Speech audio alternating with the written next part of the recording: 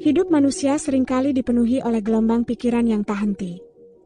Penyesalan atas masa lalu, kecemasan akan masa depan, atau kegelisahan menghadapi ketidakpastian.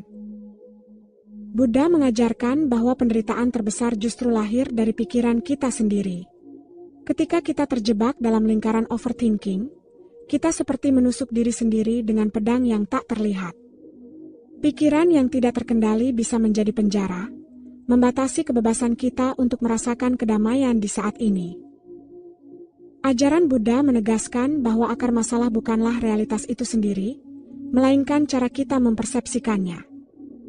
Pikiran yang terus-menerus mengulang masa lalu atau mengkhawatirkan masa depan adalah bentuk penolakan terhadap hukum alam. Segala sesuatu bersifat sementara. Jika kita memahami ini, kita bisa belajar melepaskan belenggu mental yang menyiksa. Dalam video ini, Rakit Tua akan membahas mengapa pikiran sering menjadi sumber stres, tanda-tanda bahwa kita terjebak dalam kebisingan mental, serta cara praktis untuk mengatasinya berdasarkan prinsip Buddha. Tujuannya bukan sekadar memberi teori, tetapi mengajak kita semua untuk menyadari bahwa kebahagiaan sejati hanya bisa ditemukan ketika kita berhenti menyiksa diri dengan pikiran. Mari kita telusuri pelajaran yang sangat berharga ini, dan tanpa berlama-lama ayo langsung saja kita mulai. Pengacau pikiran. Pertama, hidup di masa lalu. Masa lalu adalah ilusi. Namun, banyak orang terjebak dalam nostalgia, penyesalan, atau trauma yang seharusnya sudah berlalu. Buddha menyebutnya upadana atau kemelekatan, di mana kita menganggap pengalaman lampau sebagai bagian dari identitas diri. Misalnya, seseorang yang terus menyalahkan diri atas kegagalan 5 tahun lalu akan kehilangan momen untuk bertindak di masa kini. Kemelekatan pada masa lalu juga menciptakan ilusi tentang anggapan bahwa hidup lebih baik dulu. Padahal, masa lalu tidak lebih dari rekaman memori yang seringkali bias. Kita mungkin mengingat kebahagiaan tertentu, tetapi melupakan penderitaan yang menyertainya. Menghidupkan kembali masa lalu adalah upaya sia-sia untuk mengendalikan sesuatu yang sudah mati. Kedua, kekhawatiran terhadap masa depan. Pikiran tentang masa depan seringkali dipicu oleh rasa takut akan ketidakpastian. Buddha menggambarkan hal ini sebagai baya atau ketakutan, yang muncul ketika kita berusaha mengontrol hal-hal di luar kuasa kita. Misalnya, khawatir tentang hasil wawancara kerja atau kesehatan di masa depan. Kekhawatiran berlebihan adalah bentuk penolakan terhadap hukum sebab akibat atau hukum karma. Buddha mengajarkan bahwa yang bisa kita kendalikan hanyalah niat dan tindakan saat ini. Hasil akhir adalah buah dari usaha, bukan sesuatu yang perlu dikhawatirkan. Jika kita menanam benih baik, pohon akan tumbuh dengan sendirinya. Ketiga, belum memahami hukum ketidakkekalan. Anicca adalah hukum utama dalam Buddhisme. Ini adalah kenyataan bahwa tidak ada yang permanen dalam kehidupan ini. Namun, manusia sering memberontak terhadap kebenaran ini. Kita ingin hubungan tetap harmonis selamanya, tubuh selalu sehat, atau pekerjaan selalu stabil. Ketika realitas tak sesuai harapan, pikiran pun kacau. Ketidakkekalan bukanlah musuh, melainkan guru. Bunga yang layu mengajarkan kita untuk menghargai keindahan saat mekar. Kegagalan mengajarkan ketangguhan. Sayangnya, banyak orang terjebak dalam penolakan, sehingga menderita ketika keadaan berubah. Tanda-tanda pikiran kacau dan stres. Pertama, terlalu emosional, kilesa yang menjerat kesadaran. Emosi yang meledak tanpa kendali, seperti kemarahan tiba-tiba atau tangisan yang tak terbendung, adalah pertanda pikiran terjebak dalam kilesa atau kekotoran batin. Buddha menjelaskan dalam Dhammapada, kebencian tak pernah lenyap oleh kebencian. Hanya cinta kasih yang mampu melenyapkannya. Ketika keserakahan, kebencian, dan kebodohan menguasai pikiran, emosi menjadi liar bagai api dalam sekam. Contohnya, seseorang yang terus membandingkan diri dengan orang lain, mungkin tiba-tiba menangis karena merasa tak berharga. Ini bukan sekadar kelelahan, melainkan buah dari pola pikir yang tercemar oleh ilusi aku dan milikku. Emosi berlebihan adalah jeritan batin yang meminta dibersihkannya racun-racun mental ini.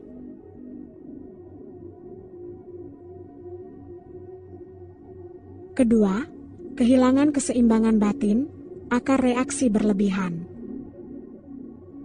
Ketika keseimbangan batin atau UPK hilang, hal kecil pun terasa seperti badai. Buddha mengibaratkan pikiran yang kehilangan UPK seperti perahu tanpa kemudi, terombang-ambing oleh ombak emosi. Misalnya, kritik ringan dari atasan langsung memicu rasa takut berlebihan hingga sulit tidur. Ini terjadi karena kita menganggap diri sebagai korban keadaan, bukan pengamat yang sadar.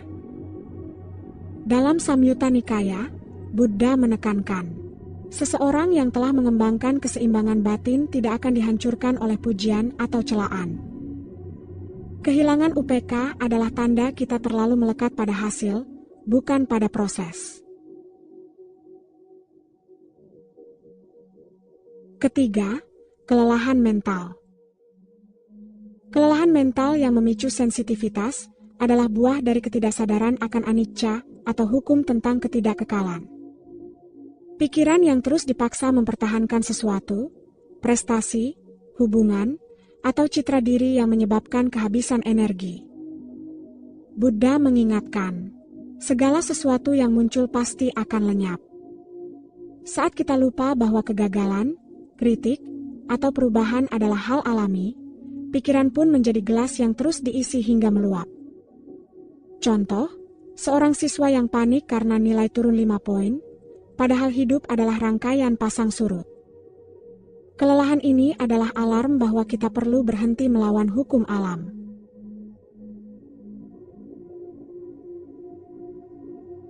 Keempat, kehilangan tujuan hidup.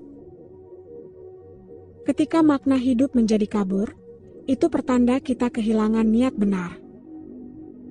Niat benar atau sama sangkapa adalah kompas spiritual dalam jalan mulia berunsur 8. Buddha menegaskan, niat adalah benih segala tindakan. Tanpa niat yang selaras dengan Dhamma, hidup menjadi rutinitas hampa. Misalnya, seseorang yang bekerja hanya untuk gaji mungkin tiba-tiba merasa kosong, karena tak ada nilai luhur yang dihidupi. Buddha mengajarkan kita untuk fokus pada apa yang perlu dilakukan sekarang, bukan terjebak dalam pertanyaan filosofis tanpa akhir. Kehilangan tujuan adalah undangan untuk menyelaraskan kembali tindakan dengan kebijaksanaan.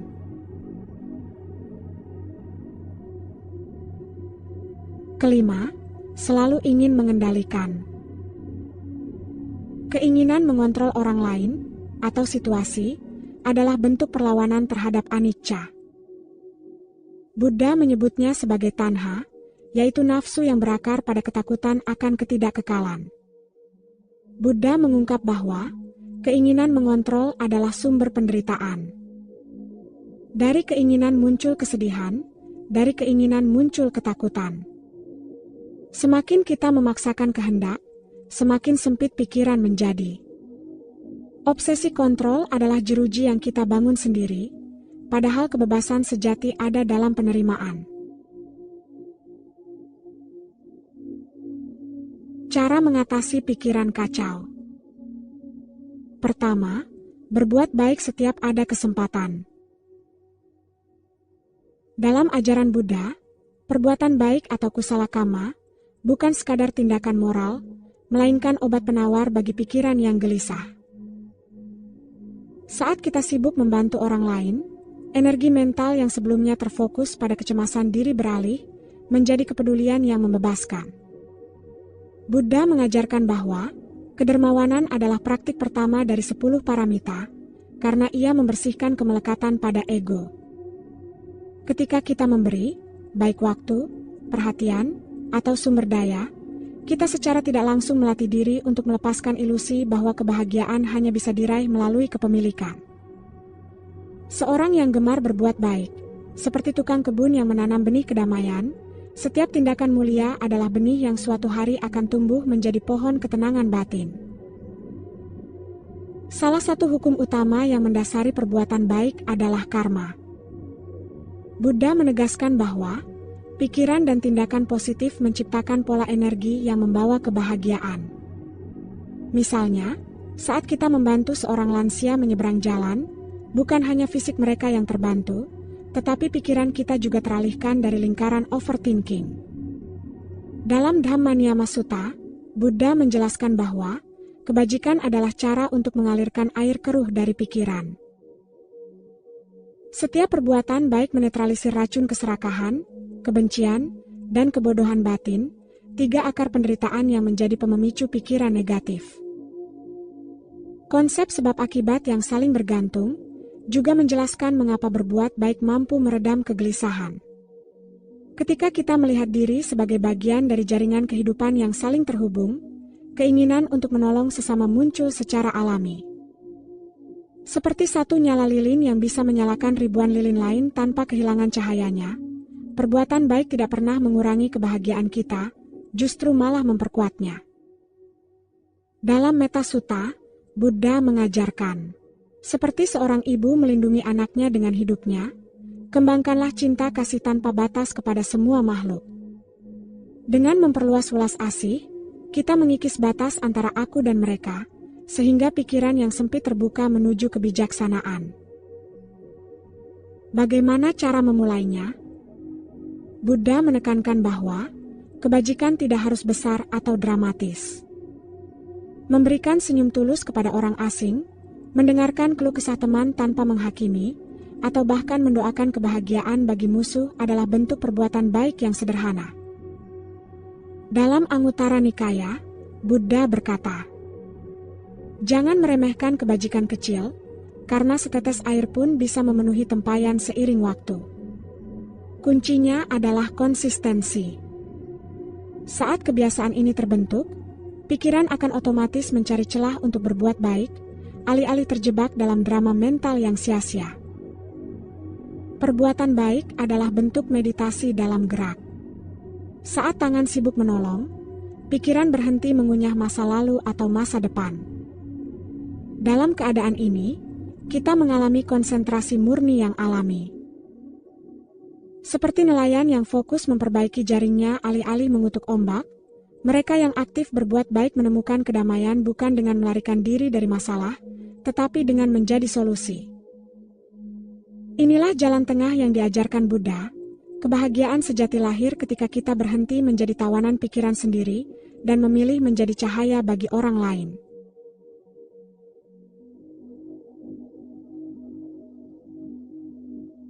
Kedua, tidak menunda pekerjaan. Penundaan bukan sekadar kebiasaan buruk, melainkan cermin dari ketakutan batin yang menggerogoti kedamaian. Dalam ajaran Buddha, kemalasan dianggap sebagai salah satu rintangan spiritual yang mengubur potensi manusia. Ketika kita menunda pekerjaan, sesungguhnya kita sedang lari dari ketidaknyamanan yang melekat pada tanggung jawab. Buddha mengajarkan bahwa semangat pantang menyerah yang tercerahkan sebagai senjata untuk melawan kelambanan ini. Istilah ini disebut dengan wirya. Ini bukan sekadar kerja keras, melainkan energi bijaksana yang muncul ketika kita menyadari bahwa setiap detik adalah kesempatan untuk menanam benih karma baik. Seperti petani yang tak menunda musim tanam, orang yang berlatih wirya memahami bahwa menunda tindakan positif sama dengan menunda kebahagiaan diri dan makhluk lain. Mengapa penundaan begitu merusak? Buddha dalam Dhammapada mengingatkan bahwa pikiran yang lengah bagikan rumah bocor, hujan deras penderitaan akan merembes masuk. Saat kita menunda, pikiran terjebak dalam lingkaran hayalan yang terus mengunyah skenario nanti, atau bagaimana jika, sementara tubuh terpenjara dalam kekosongan. Penundaan adalah bentuk penolakan terhadap ketidakkekalan, seolah kita mengira waktu tidak akan berubah atau kesempatan akan menunggu. Padahal, Setiap tarikan napas adalah pertanda bahwa hidup terus bergerak. Seperti air sungai yang tak pernah berhenti, menunda berarti membiarkan diri terseret arus ketidaksadaran, alih-alih mengayuh perahu dengan tekad bulat. Ajaran Sama Wayama, atau usaha benar dari jalan mulia berunsur 8, menawarkan solusi bahwa bertindaklah sekarang, tetapi dengan kesadaran penuh. Ini bukan tentang kecepatan, melainkan kehadiran sepenuhnya dalam setiap langkah. Saat mencuci piring, fokuslah pada gerakan tangan dan bunyi air. Saat menulis laporan, hadirlah sepenuhnya pada setiap kata. Dengan demikian, pekerjaan yang awalnya terasa membebani berubah menjadi meditasi gerak. Buddha mencontohkan ini dalam kisah Sujata, perempuan yang mempersembahkan susu beras kepadanya. Bukan ritual besar yang dilakukan Sujata, tetapi ketulusan dan kesungguhan saat menuangkan susu itulah yang menjadi awal pencerahan Sang Buddha. Lantas, bagaimana langkah praktisnya? Coba untuk pecah tugas besar menjadi bagian-bagian kecil, lalu kerjakan satu persatu seperti menyusun mozaik. Dalam Anguttara Nikaya, Buddha bersabda, "Seorang bijaksana tidak meremehkan hal kecil, ia mengumpulkan kebaikan sedikit demi sedikit, seperti semut mengumpulkan gula. Setiap kali rasa malas muncul, ingatlah hukum karma. Setiap aksi, sekecil apapun, akan berbuah sesuai niat di baliknya." Menunda berarti membiarkan akar kebodohan tumbuh subur, sementara bertindak tepat waktu adalah cara memupuk kebijaksanaan. Tidak menunda adalah bentuk penghormatan pada kehidupan itu sendiri. Dalam Bhaddekarata Sutta, Buddha menekankan, janganlah terikat pada masa lalu, jangan berhayal tentang masa depan, fokuslah pada saat ini. Ketika kita menyelesaikan pekerjaan dengan sepenuh hati, kita sedang melatih diri untuk menjadi sang jalan, bukan sekadar pelaku. Seperti lilin yang menerangi ruangan tanpa pamrih, tindakan yang tepat waktu dan tulus akan membakar habis jeruji pikiran yang mengurung. Inilah esensi dari wirya, semangat yang lahir bukan dari ambisi, tetapi dari pengertian mendalam bahwa hidup hanya terjadi di sini dan saat ini. Ketiga, mengatur pola makan sehat. Dalam ajaran Buddha, tubuh bukanlah musuh, melainkan perahu yang membawa kita menyeberangi samudera kehidupan. Vinaya Pitaka menggarisbawahi pentingnya merawat tubuh dengan pola makan seimbang, karena kesehatan fisik adalah fondasi untuk melatih pikiran. Buddha sendiri menjalani jalan tengah, menghindari ekstremitas penyiksaan diri atau pemuasan nafsu berlebihan. Makan berlebihan, mengonsumsi makanan instan, atau terikat pada rasa kecanduan tertentu adalah bentuk kemelekatan yang mengaburkan kesadaran. Sebaliknya, makan dengan penuh perhatian atau aharasati adalah praktik meditasi harian. Setiap suapan yang disadari tidak hanya mengisi perut, tetapi juga melatih pikiran untuk hadir di sini kini, mengikis kebiasaan overthinking. Konsep hiri otapa, rasa malu berbuat salah dan takut berbuat salah, dapat diterapkan dalam memilih makanan. Sebelum menyantap sesuatu, tanyakan, apakah makanan ini merugikan diri, makhluk lain, atau lingkungan. Misalnya, memilih sayuran organik daripada produk yang mengandung pestisida berlebihan bukan hanya demi kesehatan, tetapi juga bentuk welas asih kepada petani dan bumi.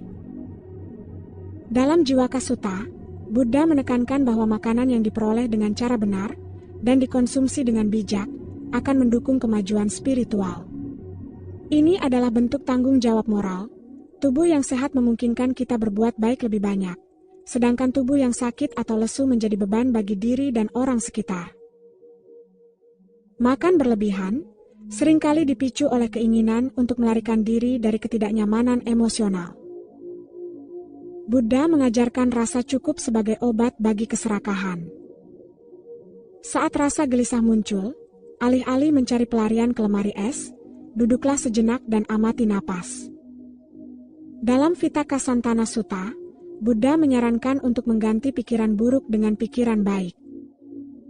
Misalnya, Alihkan keinginan makan camilan tidak sehat dengan minum air hangat sambil merenungkan manfaatnya bagi tubuh. Dengan demikian, kita tidak hanya mengatur pola makan, tetapi juga melatih kendali diri sebagai kunci utama untuk menjinakkan pikiran yang liar. Kualitas makanan juga memengaruhi kejernihan batin. Buddha dalam Ahara Sutta menjelaskan bahwa makanan yang segar dan alami membentuk tubuh fisik yang mendukung meditasi. Makanan berat, berminyak, atau beraroma tajam cenderung membuat kantuk, sementara makanan bergizi seimbang menciptakan energi stabil untuk praktik spiritual. Contoh nyata, seorang bhikkhu yang menjalani hari puasa, bukan untuk menyiksa diri, tetapi untuk merasakan ringannya tubuh dan tajamnya kesadaran. Bagi perumah tangga, puasa intermiten atau mengurangi porsi makan malam bisa menjadi langkah awal membersihkan racun fisik dan mental. Mengatur pola makan adalah bentuk cinta kasih kepada diri sendiri. Seperti tukang kebun yang merawat tanaman dengan sabar, kita harus memberi tubuh nutrisi tepat waktu dan dalam porsi tepat.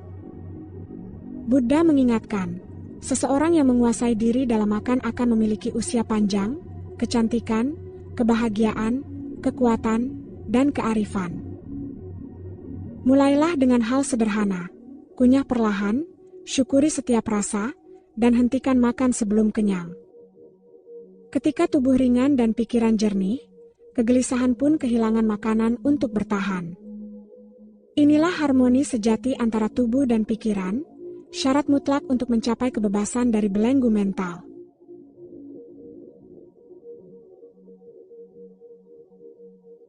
Keempat, melatih diri dengan meditasi. Meditasi dalam ajaran Buddha bukan sekadar teknik relaksasi, melainkan jalan langsung untuk mengamati hakikat pikiran dan membebaskan diri dari belenggunya. Buddha bersabda dalam Satipatthana Sutta, inilah satu-satunya jalan untuk membersihkan batin, mengatasi duka cita, dan mencapai nibbana, yaitu perhatian penuh. Meditasi Vipassana mengajak kita menyelami arus pikiran tanpa terhanyut, sementara Metta Bhavana melunakkan kekakuan mental dengan kehangatan welas asih. Keduanya bagai dua sayap burung yang membawa pikiran melampaui ilusi aku dan milikku. Dengan duduk diam selama 10 menit sehari, kita memulai revolusi batin, dari budak pikiran, menjadi pengamat yang merdeka. Tantangan terbesar dalam meditasi seringkali adalah pikiran itu sendiri.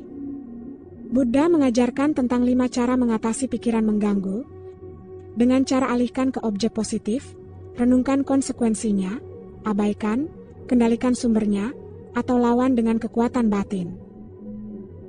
Misalnya, saat gelisah muncul selama meditasi, fokuskan napas di ujung hidung atau visualisasi cahaya keemasan. Kuncinya adalah sati atau kesadaran penuh, bukan melawan pikiran, tetapi mengenalinya sebagai tamu yang tak diundang. Seperti penjaga pintu yang waspada, kita membiarkan pikiran lalu lalang tanpa memberi mereka kunci rumah. Buddha menegaskan bahwa meditasi bukanlah pelarian dari realitas, melainkan penyelaman ke dalam hakikat sejati. Buddha bersabda, jangan terikat pada masa lalu, jangan berimajinasi tentang masa depan, pusatkan pikiran pada satu titik di saat ini. Mulailah dengan 10 menit sehari. Duduk tegak, tutup mata, dan amati napas alami. Tak perlu mengejar kekosongan, setiap kali pikiran mengembara, kembalilah ke napas dengan lembut.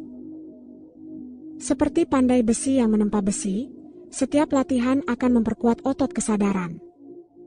Lama-kelamaan, meditasi bukan lagi aktivitas terpisah, tetapi cara hidup di mana setiap langkah, setiap tarikan napas, menjadi altar pencerahan.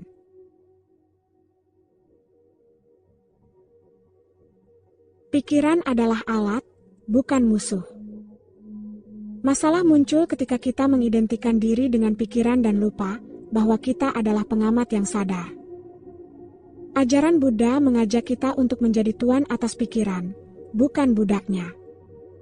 Dengan memahami penyebab, mengenali tanda, dan menerapkan solusi praktis, kita bisa membebaskan diri dari siksaan mental. Ingatlah bahwa setiap detik adalah kesempatan untuk memulai kembali. Seperti kata Buddha, masa lalu sudah mati, masa depan belum lahir. Hidup hanya ada di sini dan sekarang. Mari berhenti menyiksa diri dengan pikiran, dan mulailah menghidupi setiap nafas dengan penuh kesadaran. Jika video ini bermanfaat, jangan lupa dukung kami dengan cara berikan like dan subscribe. Bagikan kepada orang atau teman yang kamu sayangi, dan jangan lupa tinggalkan komentar yang positif. Cukup sampai di sini dulu video kali ini. Mari bersama Rakitua, membina diri di jalan Buddha, dan semoga semua makhluk hidup berbahagia.